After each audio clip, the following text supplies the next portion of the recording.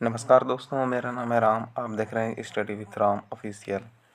तो दोस्तों, आज हम बात करेंगे बौद्ध धर्म के बारे में कि बौद्ध धर्म की शुरुआत कैसे हुई और इसके बारे में संपूर्ण जानकारी। तो बौद्ध धर्म का संस्थापक गौतम बुद्ध को कहा जाता है। बौद्ध धर्म के संस्थापक गौतम बुद्ध हैं। इन्हें एशिया का ज्योतिपुंज लाइट ऑफ एशिया भी कहा जाता है। गौतम बुद्ध का जो जन्म हुआ था वो 563 ईसा पूर्व कपिलवस्तु के लुम्बिनी नामक स्थान पर हुआ था। कपिलवस्तु लुम्बिनी जो अभी नेपाल में है। गौतम बुद्ध की मृत्यु 483 ईसा पूर्व कुशीनगर में 80 वर्ष की आयु में हुई थी। गौतम बुद्ध के पिता थे सुद्धोधन, जो कपिलवस्तु के राजा थे। इनकी माता का नाम था महामाया, जो कौटिल्य वंश की थी। इनकी सौतेली माँ थी प्रजापति गौतमी, जो गौतम बुद्ध उनकी माता की मृत्यु के पश्चात इनकी देखभाल इनकी सौतेली माँ प्रजापति गौतमी ने की। पत्नी यशोधरा 16 वर्ष की आयु में विवाह कर दिया। इनके पीछे एक ऋषि इनके जन्म के बाद भविष्यवाणी किए कि आपका पुत्र या तो तेजस्वी राजा होगा या तो एक सन्यासी होगा, और कोई भी पिता अपने पुत्र को नहीं चाहता कि वह सन्यासी बने। इसके लिए उसने अपने पुत्र के पूरे महल में वैभव वन सारी जो चीज़ें होती हैं वो उन्हें कभी दुख का आभास ही नहीं होने दिया, क्योंकि उन्हें डर था कि मेरा पुत्र कहीं सन्यासी ना हो जाए। इसलिए उनकी विवाह 16 वर्ष की आयु में यशोधरा से कर दिया गया। उनका एक पुत्र भी हुआ। उनका पुत्र का नाम था राहुल, और उसकी गृहत्याग की घटना को महाभिनिष्क्रमण कहते, जो 29 वर्ष की आयु में वह गृह छोड़कर संन्यास धारण कर लिए। चलिए इसके बारे में डिटेल से देखते हैं नेक्स्ट टॉपिक में। गौतम बुद्ध ने अपने महल से निकलकर चुपके से अपने सारथी के साथ उसने देखा कि हमारे साम्राज्य में क्या हो रहा है। तो उन्होंने 4 दृश्य देखे। पहला, वृद्ध व्यक्ति। तो उन्हें ये तक भी नहीं पता था कि इंसान वृद्ध भी होता है, बीमार भी होता है, मृत भी होते हैं, सन्यासी होते हैं। इन सब चीज़ों के बारे में से कुछ नॉलेज नहीं था। तो उन्हें पहला दृश्य देखने को मिला, एक वृद्ध आदमी। तो उन्होंने अपने सारथी से पूछा, ये आदमी ऐसा झुक के क्यों चल रहा है? तो उस सारथी ने उनके बताया कि यह बूढ़ा हो चुका है और यह झुक के चल रहा है। तो उन्होंने अपने सारथी से पूछा, क्या मैं भी एक दिन बूढ़ा हो जाऊंगा? तो उसके सारथी ने बोला, हाँ प्रभु, आप भी एक दिन बूढ़े हो जाएंगे। तो उन्होंने आगे चलकर एक बीमार व्यक्ति देखा। उन्होंने कहा, ये इस तरह लेटा क्यों है? तो उसने कहा कि प्रभु, ये बीमार हो चुका है। तो उसने कहा, क्या मैं भी एक दिन बीमार हो जाऊंगा? तो हाँ प्रभु, सदैव स्वस्थ नहीं रहता, एक न एक दिन उसे बीमार भी होना पड़ता है और उसके ठीक भी हो जाते हैं। तो उन्होंने आगे चलकर एक मृत व्यक्ति देखा। तो उनसे पूछा, ये इसको इस तरह क्यों ले जा रहे हैं? तो उसके सारथी ने कहा, ये मर चुका है। तो उसने पूछा, क्या एक दिन मैं भी मर जाऊंगा? तो बोले, हाँ प्रभु, एक दिन इस जिसका जन्म हुआ है वो एक न एक दिन अवश्य उसकी मृत्यु होगी। फिर उसने आगे चलकर देखा, फिर कहा, ये क्या कर रहा है? तो उसने एक सन्यासी था। तो उसके सारथी ने कहा, ये सांसारिक मोह माया को त्याग कर संन्यास अर्थात वैराग्य धारण कर लिया है। तब उसके मन में आया ये विचार कि अब मैं भी सन्यासी बनूंगा। तो गौतम बुद्ध ने 29 वर्ष की आयु में गृह त्याग किया। गृह त्याग करने के बाद वह सत्य की खोज में निकल पड़े।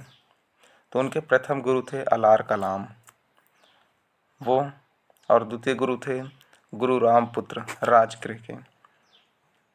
तो इन दोनों से भी वो ज्ञान की प्राप्ति से बात संतुष्ट नहीं हुए, तो वह ज्ञान की प्राप्ति के लिए आगे बढ़ गए।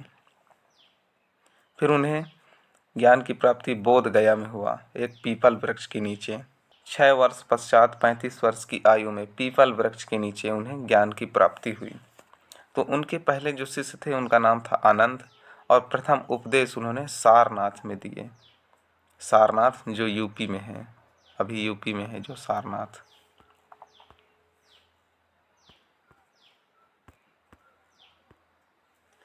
अब देखते हैं बौद्ध धर्म के घटना प्रतीक। तो बौद्ध धर्म का जन्म क्या कहते हैं, जन्म से किसका संबंध है, कमल और सांड से। गृह त्याग की, घोड़ा, ज्ञान, पीपल वृक्ष के नीचे, और निर्वाण पद्य चिन्ह। आनंद के आग्रह करने पर महिलाओं को बौद्ध धर्म में प्रवेश मिला। बौद्ध धर्म में इससे पहले प्रवेश नहीं दिया जाता था महिलाओं को, लेकिन आनंद के आग्रह करने पर बौद्ध धर्म में प्रवेश मिला। तो उनकी प्रजापति जो गौतमी थी वह उनकी सौतेली माँ थी, और उन्हीं को पहले बौद्ध धर्म में प्रवेश मिला। सर्वाधिक उपदेश गौतम बुद्ध ने श्रावस्ती कौशल में दिए थे। उन्होंने 4 आर्य सत्य बताए जो दुख के कारण होते हैं। उनके 4 आर्य सत्य बताए। तो दुख, संसार में दुख है, समुदाय दुख के कारण है, दुख संसार में है, व्यक्तिगत भी है और संसार में भी है, दुख समुदाय में भी है। और तीसरा था दुख के निवारण, जो दुख है उसका निवारण भी है। और चौथा गौतम बुद्ध ने बताए थे दुख के निवारण के लिए अष्टांगिक मार्ग। तो चलिए देखते हैं अष्टांगिक मार्ग। अष्टांगिक मार्ग पहला है सम्यक दृष्टि, 4 आर्य सत्य में विश्वास रखना, जो 4 आर्य सत्य थे उनमें विश्वास रखना। और दूसरा है सम्यक संकलन, मानसिक और नैतिक विकास की प्रतिज्ञा करना। और तीसरा है हानिकारक बातों और झूठ ना बोलना, मतलब जो हानिकारक बातें हैं, झूठ नहीं बोलना है हमें अपने जीवन काल में। चौथा है सम्यक कर्म, हानिकारक कर्म नहीं करना है हमें। सम्यक जीविका, कोई भी स्पष्ट या अस्पष्ट हानिकारक व्यापार नहीं करना है। छठवां है सम्यक व्यायाम, अपने आप सुधारने की कोशिश करना, मतलब जो हमें अपने आप को सुधारने की कोशिश करना। सम्यक सृष्टि, स्पष्ट ज्ञान से देखने की मानसिक योग्यता पाने की कोशिश करना। और आठवां है सम्यक समाधि, निर्वाण पाकर स्वयं की मुक्ति होना। गौतम बुद्ध के बौद्ध धर्म के त्रिरत्न हैं। पहला है बौद्ध। बौद्ध का मतलब जागृत एवं अनंत ज्ञानी मनुष्य, जिससे खुद के प्रयासों से बुद्धत्व की प्राप्ति हो। और दूसरा था धम्म। धम्म बौद्ध धर्म की शिक्षाओं को धम्म कहते थे। संपूर्ण बौद्ध धर्म धम्म पर आधारित है। और तीसरा था संघ। संघ बौद्ध धर्म के बौद्ध भिक्षुओं और बौद्ध उपासकों के संगठन को संघ कहते थे। अब देखते हैं बौद्ध संगीतियाँ।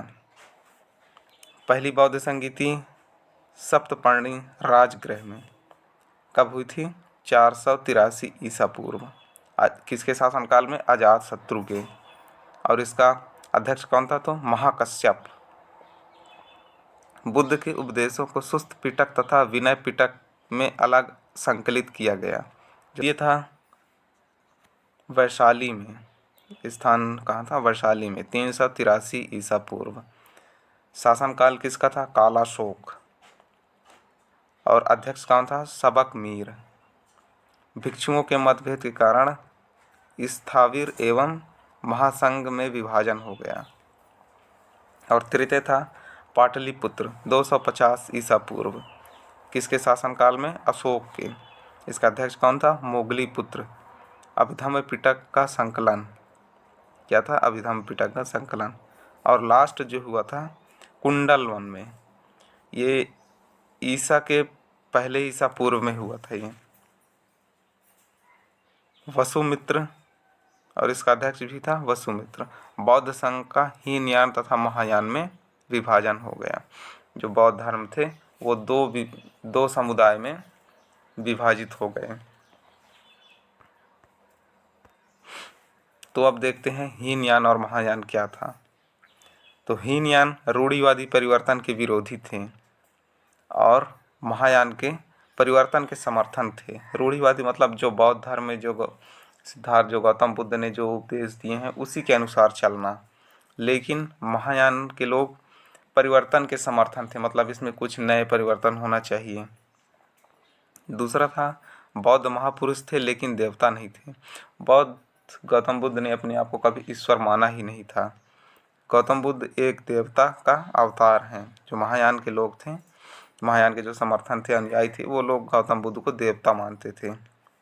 और तीसरा था मूर्ति पूजा के विरोधी। जो हीनयान के लोग थे, समुदाय थे, वो लोग मूर्ति पूजा पर विश्वास नहीं करते थे, और जो महायान के थे वो मूर्ति पूजा पर विश्वास करते थे। श्रीलंका, दक्षिण भारत, वर्मा, थाईलैंड आदि हीनयान के लोग ज़्यादातर यही हैं। और महायान उत्तर भारत, चीन, जापान, तिब्बत आदि। और एक नया वज्रयान गुप्तकाल 6वीं से 8वीं शताब्दी में इसका विकास हुआ। इसमें आडंबर की प्रधान भी थी। आडंबर मतलब होता है तंत्र मंत्र उपासक। जो अंधविश्वास थे वो बौद्ध धर्म में आ गए। बौद्ध धर्म का पतन में योगदान हुआ।